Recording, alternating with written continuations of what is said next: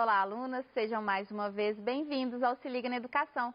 Eu sou a Débora, professora de Química, e hoje nós vamos trabalhar cinética. Nós já trabalhamos um pouquinho de cinética lá no Enem da primeira semana, vimos ali alguns experimentos e hoje vamos aprofundar um pouco mais sobre aquelas reações que trabalhamos na aula do Enem. Se você perdeu, corre lá e assiste, tá bom? Então vamos hoje continuar com o nosso tema de cinética e os fatores que influenciam uma reação. Então nós precisamos identificar e entender como que podemos fazer processos que podem retardar ou que podem favorecer uma reação química. E vamos também trabalhar um pouquinho sobre a questão de ordem de reação. Apesar desse conteúdo não estar no PET de vocês, é muito comum isso cair em alguns concursos, então eu achei interessante trazer isso para vocês também estarem cientes dessa parte, ok?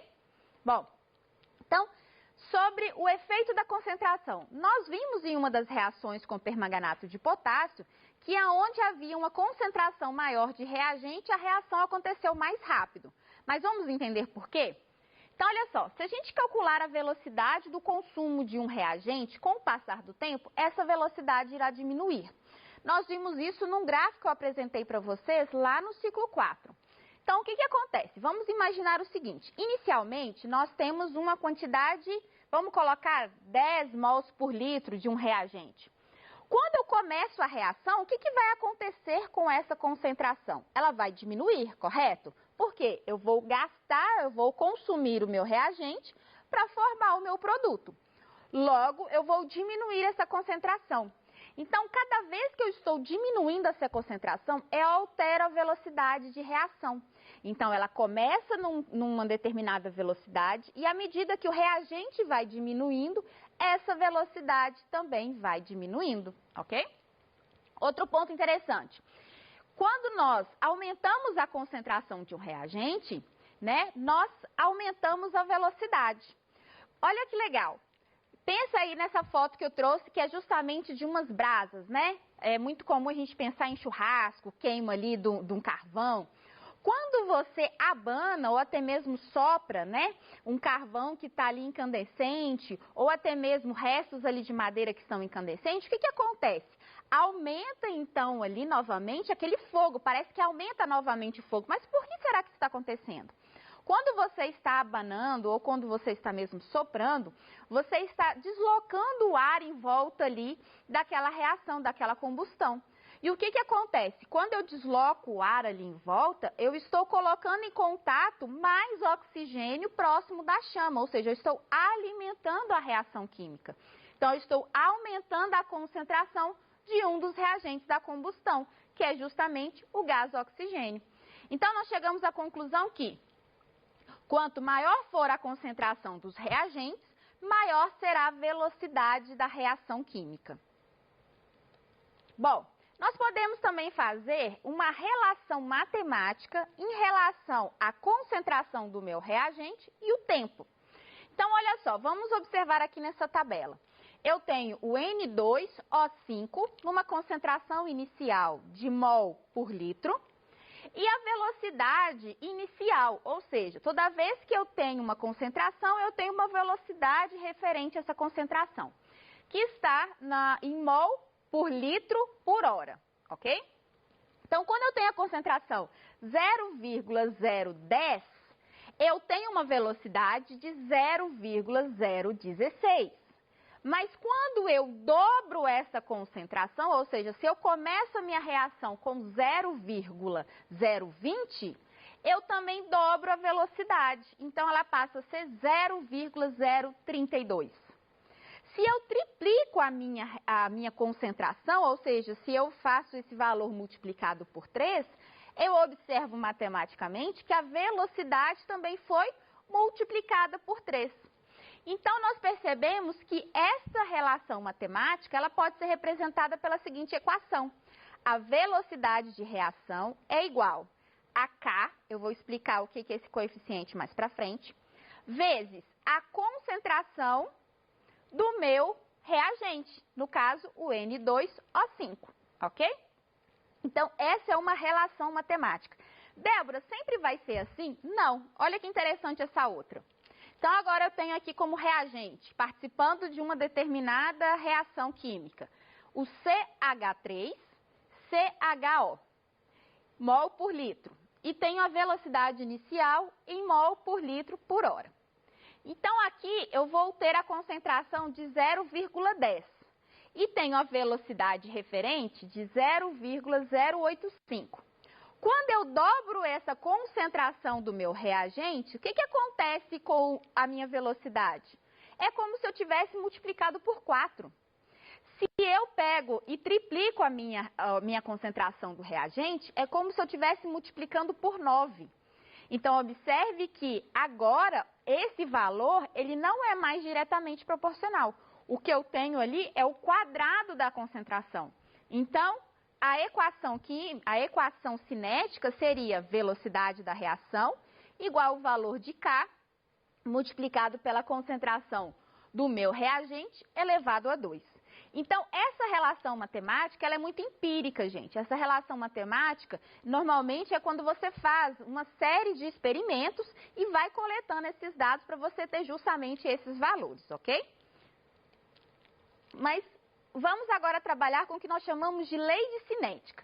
Então, vamos considerar uma equação genérica, onde o A e o B é como se fossem os coeficientes, o X e o Y, os meus reagentes, que vão formar os produtos que no momento não nos interessam, ok? Então, nós vimos que a velocidade, ela tem uma relação direta com os reagentes. Se eu tenho 2 reagentes, eu preciso considerar isso numa equação, certo? Então, a lei da cinética considera as concentrações dos reagentes, ok? Então, aqui eu vou ter a concentração de X, que é um reagente, vezes a concentração de Y, que é outro reagente. E tenho elevado a M e a N. Quem que são esses números? Lembra que nesse último exemplo que eu passei para vocês, a concentração daquele CH3, CHO, era elevado a 2? Então, aquele 2 ali, ele é a ordem de reação. Então, é a ordem de reação em relação àquele reagente, ok? Então, voltando, o V é a velocidade, o K é a constante de velocidade, tá? Esse valor normalmente ele é fornecido a vocês. O M e o N são justamente os expoentes que vão formar a ordem de reação. E a soma dos expoentes, nós temos então a ordem global dessa reação, ok? Bom, então vamos ver agora os mecanismos de reação. Então, nós temos 2 tipos de reação. Aquela reação em que, com apenas um choque efetivo, eu consigo a formação do meu produto. Exemplo, uma imagem que eu trabalhei com vocês lá no volume 4, onde eu tinha o ozônio, né, o O3, reagindo com o NO. Então, eu tinha um choque e saía O2, que é o gás oxigênio, e saía o NO2, certo?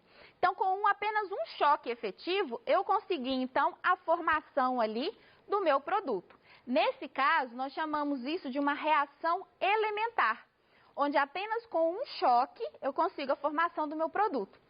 Aí eu trouxe aqui o exemplo que eu dei na aula, no ciclo passado, e também esse outro exemplo, 2NO reagindo com H2, formando N2O mais H2O, ok? E tem aquelas que nós chamamos de não elementar. Bom, se a elementar ela acontece com apenas um choque efetivo, a não elementar é aquela que vai acontecer em etapas, ou seja, precisa que haja um choque inicial entre os reagentes, provavelmente, para depois que aconteça a formação desses produtos. Então, por exemplo, aqui eu trouxe para vocês. Eu tenho aqui o NO, 2 moléculas de NO, que eles precisam se chocar para formar esse complexo N2O2. Depois, esse N2O2 vai se chocar a molécula de O2 e vai formar o meu produto, que é o NO2. Então, observe que foi necessário 2 etapas para que isso acontecesse. Ao acontecer essas etapas, nós temos, então, a primeira etapa e a segunda etapa. Débora, sempre vai acontecer as reações em apenas 2 etapas? Não. Podem acontecer em variadas etapas. E o que vai determinar a velocidade total da reação? vai ser justamente a etapa mais lenta. Aquela reação onde eu tenho uma etapa mais lenta, onde ela que vai determinar a velocidade total da reação global, certo? Então, essa reação ao final aqui, nós chamamos de reação global, que é justamente a reação que é a reação entre os reagentes, mas que não fala das etapas que estão passando, fala do total, o que vai acontecer, ok? É como se você pensa o seguinte, você está assistindo alguma coisa seriada, né, que tem ali os capítulos certinhos.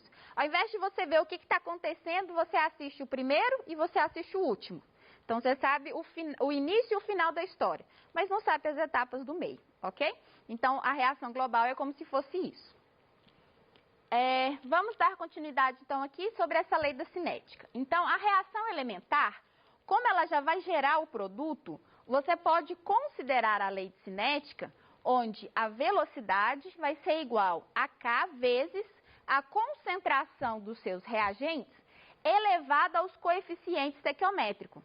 Então, se ali tivesse 2H2O, então esse 2 que estaria na frente do H2O é o coeficiente estequiométrico. Lembra que nós trabalhamos muito isso aqui?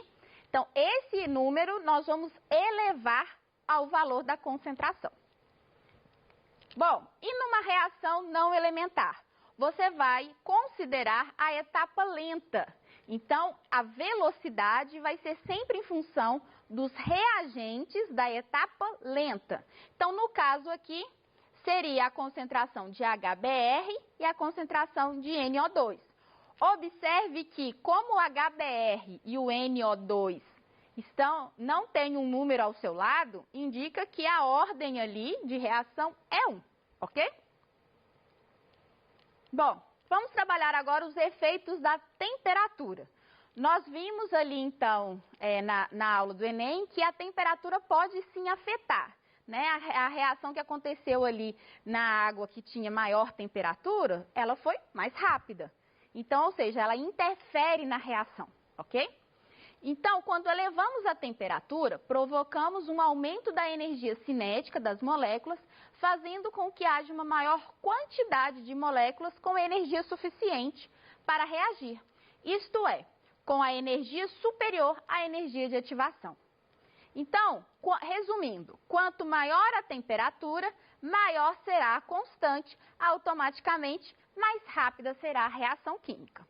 Um exemplo que eu trago para vocês é o vapor de gasolina. Então, se eu pegar um pouco de gasolina, colocar num recipiente aberto e colocar aqui no estúdio ou colocar na minha casa, vai começar a ter vapores ali, mas não vai pegar fogo, certo? O que precisaria para fazer pegar fogo? Então, eu precisaria ou de uma chama inicial, né, um isqueiro, alguma coisa assim, ou até mesmo uma faísca elétrica. O que isso vai promover? A faísca elétrica, ou essa chama inicial, o que vai acontecer? Ela vai fornecer energia para que algumas moléculas de vapor da gasolina entrem em combustão, reajam com oxigênio. Como essa combustão é uma reação muito exotérmica, ou seja, libera muita energia para o meio, a reação, ao liberar a energia para o meio, vai liberar energia para as demais moléculas ali no líquido superarem a energia de ativação e entrarem em combustão. Então, se eu acender um fósforo perto de um líquido de gasolina, o que vai acontecer? Vai explodir. Então, é justamente essa ideia, porque essa energia inicial que nós demos permitiu que uma parte das moléculas entrasse em reação. E a energia dessa reação permitiu que todas as demais entrassem em reação. E isso vai acontecendo, é como se fosse uma escada. E isso vai permitindo que haja essa explosão tão violenta e tão rápida, ok? Então, observe como que a temperatura pode influenciar numa reação química. Outro efeito que nós podemos citar é a superfície de contato. Então, quando eu trabalhei ali com o comprimido, o comprimidinho, e quando eu macerei o comprimido, vocês viram ali que houve uma diferença. Por que está acontecendo isso? Vamos ler? Então, em reações das quais participam reagentes que se encontram em diferentes fases, a velocidade será tanto maior quanto maior for a superfície de contato entre essas fases. Então, vamos pensar aqui em duas situações. Uma, imagine lá uma uma corrente, né, que vai ficar exposta ali ao ambiente, à chuva, ao ar, e ela vai enferrujar. E vamos pensar também nessa bucha, né, esse bombril que a gente usa aí em casa. Se você pegar o bombril e usar ali lavando a louça, mais ou menos no horário ali do almoço, à tarde você vai observar que vai acontecer o quê? Ela já vai estar enferrujada. Mas e a corrente? Mesmo se eu molhar a corrente, né? No outro dia ela não vai estar indo em toda enferrujada, vai levar um tempo maior. Isso porque no bombril, na palha de aço, o que nós vamos ter? Nós vamos ter maior exposição dos fios de ferro. Isso vai aumentar a quantidade de contato do ferro com o oxigênio, com a água ali também, e vai fazer então a formação da ferrugem, ok? E nós temos ainda outros fatores que podem influenciar também. Por exemplo, a natureza dos reagentes. Se eu tenho um reagente que ele tem muitas ligações, ou ele tem ligações muito fortes, essas ligações precisam ser rompidas para a formação dos novos produtos. Logo, se eu tenho essa característica da natureza dos meus reagentes, vai levar muito mais tempo, vai requerer muito mais energia para conseguir, então, quebrar essas ligações. Outra coisa interessante é a luz e a eletricidade.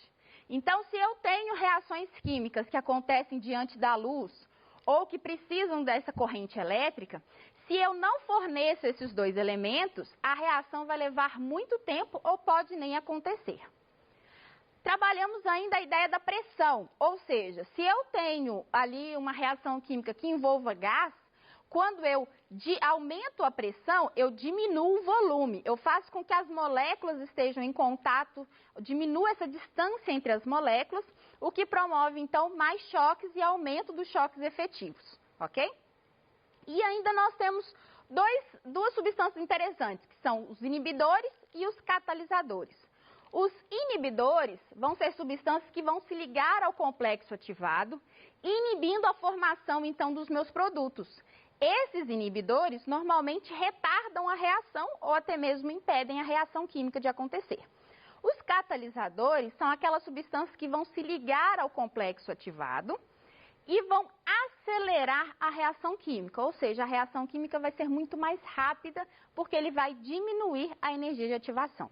Eu coloquei aqui duas situações que eu achei interessante.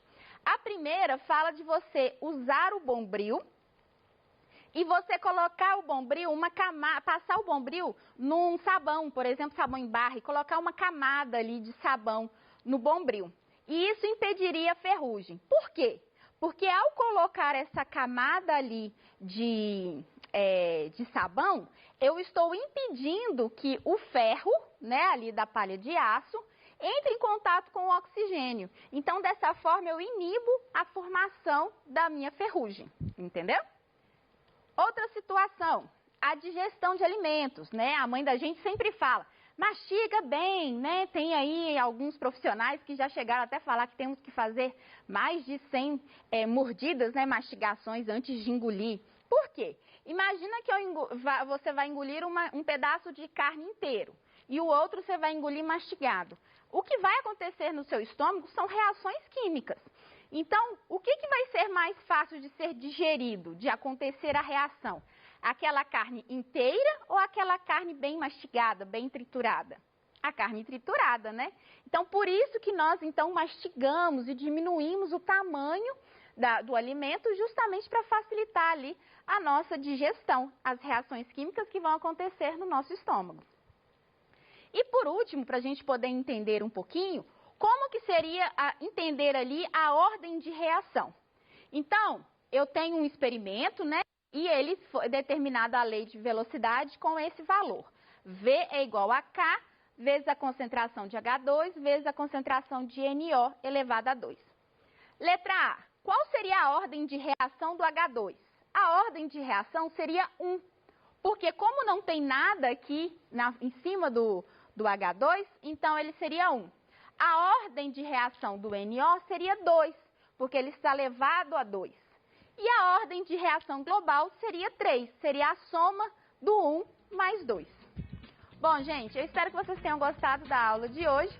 No mais, se ficou alguma dúvida, mande para os nossos canais de atendimento, vai ser um prazer responder a sua dúvida no nosso ao vivo. Um grande abraço virtual e até mais!